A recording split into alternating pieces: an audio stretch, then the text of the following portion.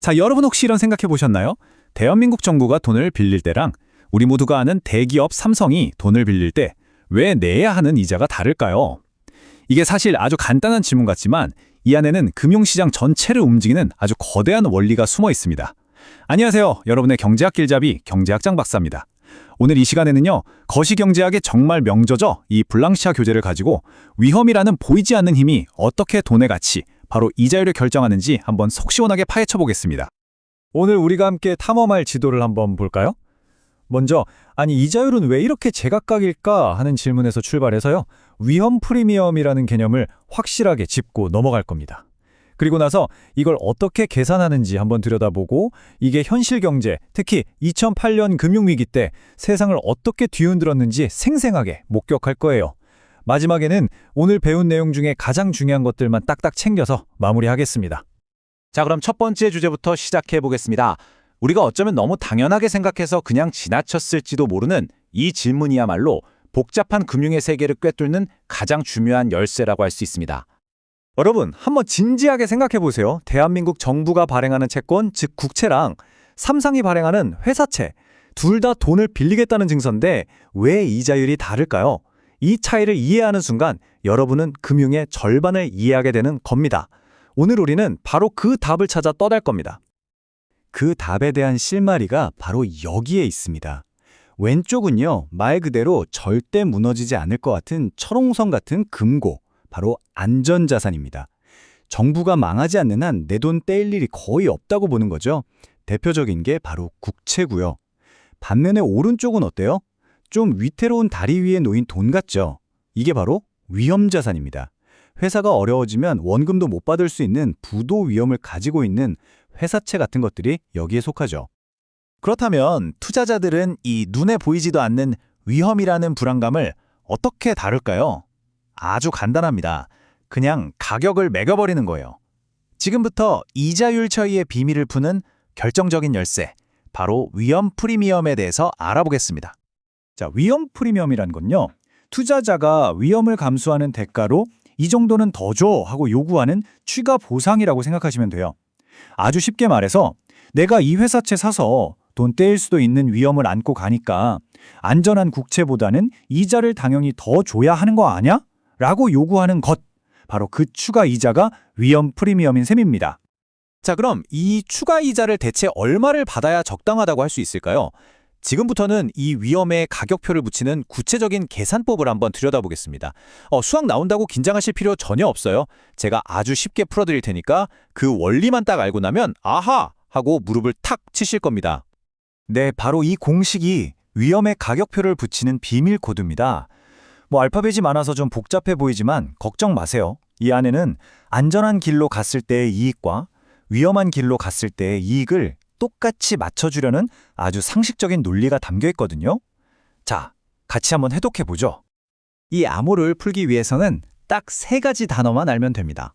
먼저, I는 안전한 국채 이자율, 그러니까 확실한 수익을 뜻하고요. P는 회사채가 부도날 확률, 즉 위험의 크기를 말합니다. 그리고 마지막 X가 바로 우리가 찾아야 할 보물, 위험 프리미엄인 거죠. 이 공식의 핵심 아이디어는 정말 간단합니다. 합리적인 투자자라면 안전한 국채에 투자했을 때 얻는 확실한 수익이랑 위험한 회사채에 투자했을 때 혹시 모를 부도 위험까지 다 감안해서 기대할 수 있는 수익이 똑같아야만 그 회사채에 투자를 할까 말까 고민이라도 한다는 겁니다. 즉 위험을 감수하는 것에 대한 보상이 충분해야 한다는 아주 당연한 논리죠. 교재에 나온 예시를 한번 볼까요? 만약에 안전한 국채 이자가 4%이고 어떤 회사채가 망할 확률, 즉 부도 확률이 2%라고 해봅시다. 이걸 공식에 놓고 계산하면 위험 프리미엄 X는 약 2.1%가 나와요.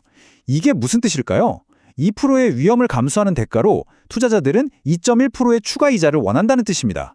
그러니까 위험보다 보상이 약간 더 큰 셈이죠. 자, 지금까지는 우리가 교실에서 이론을 배웠으니까 이제 한번 현실 세계라는 전쟁터로 나가볼 시간입니다.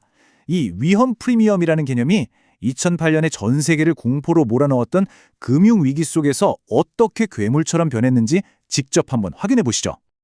여러분, 이 그래프는요, 평온했던 경제가 어떻게 한순간에 아수라장으로 변했는지 보여주는 일종의 심전도와 같습니다. 다른 곳은 보실 필요 없고요. 딱 저기 2008년에 모든 선이 미친 듯이 솟구치는 저 지점만 한번 보세요. 저게 바로 시장의 심장을 덮친 공포가 남긴 생생한 흔적입니다. 자, 이 선들의 정체를 한번 밝혀보죠. 가장 아래쪽 아주 평온하게 움직이는 선이 가장 안전하다는 미국 국채입니다. 그 위는 신용등급이 아주 좋은 AAA 등급 회사채, 그리고 가장 위는 그보다 조금 더 위험한 BBB 등급 회사채예요. 근데 진짜 중요한 건 이 선들 사이의 간격입니다.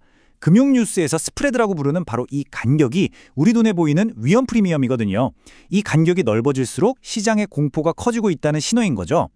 2008년에 무슨 일이 있었는지 한번 보세요. 평상시에는 이 정도였던 위험 프리미엄이 위기가 닥치니까 말 그대로 그냥 폭발해버립니다.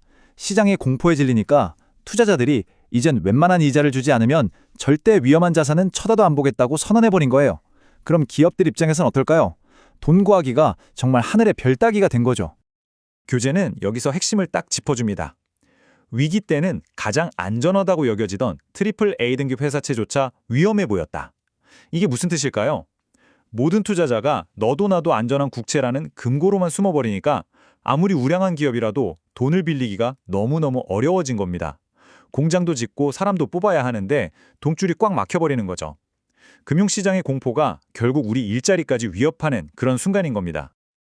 자, 정말 정신없이 달려왔네요. 오늘 우리가 탐험하면서 발견한 가장 중요한 보물들만 다시 한번 확인해 보겠습니다. 이것만 기억하시면 오늘 수업은 완벽하게 마스터하시는 겁니다. 오늘의 핵심 요약입니다. 첫째, 모든 이자율이 다른 이유는 바로 자산의 부도 위험 때문이다. 둘째, 위험 프리미엄은 그 위험에 대한 보상이다. 셋째, 이 프리미엄은 부도 확률을 기반으로 계산이 가능하다. 그리고 마지막으로 가장 중요한 것, 금융위기 같은 때에는 이 위험 프리미엄이 폭등해서 기업의 투자를 막고 경제 전체에 아주 심각한 타격을 줄 수 있다는 점, 이 네 가지는 꼭 기억해 주십시오. 자, 마지막으로 여러분께 생각할 거리 하나를 던져드리겠습니다. 만약에 중앙은행이 경기를 살리려고 기준금리를 아무리 내려도 투자자들의 마음속에 있는 이 공포, 즉 위험 프리미엄이 전혀 줄어들지 않고 요지부동이라면 과연 경제에는 어떤 일이 일어날까요? 중앙은행의 노력이 효과가 있을까요? 이 질문에 대한 여러분의 깊이 있는 생각을 한번 댓글로 남겨주세요. 지금까지 경제학장 박사였습니다. 수고 많으셨습니다.